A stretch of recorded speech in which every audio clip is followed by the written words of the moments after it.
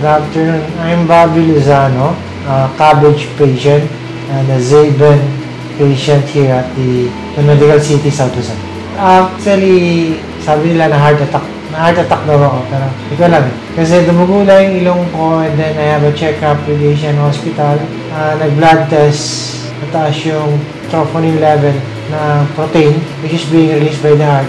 Nagpa-NPM and then nagpa-angiogram. Doon na-discovered na may 3 veins na dapat i-cabbage. Wala, as in, parang wala nga eh. Wala makita sa 2D echo, wala makita sa ECG, wala lang. Siguro pang 3rd or 4th day ko na sa hospital.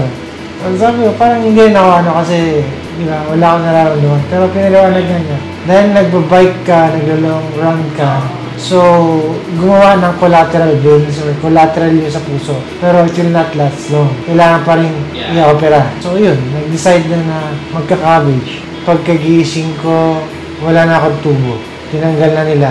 Sabi nga ng mga nurse sa recovery, parang tulad ko nga daw kasi umaga ako in-opera, hapon tinanggal na yung tubo ko. Ilang naman, mainit. Nangangalay ako. But that's mga normal naman na Tsaka matagal na pagkakapwesto, hindi ka pwedeng gumalaw.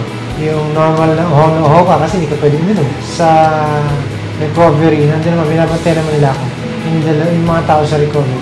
Huwag nilang gawin parang sedimentary life yung buhay nila.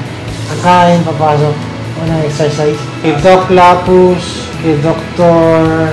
Juan, thank you very much for extending my life.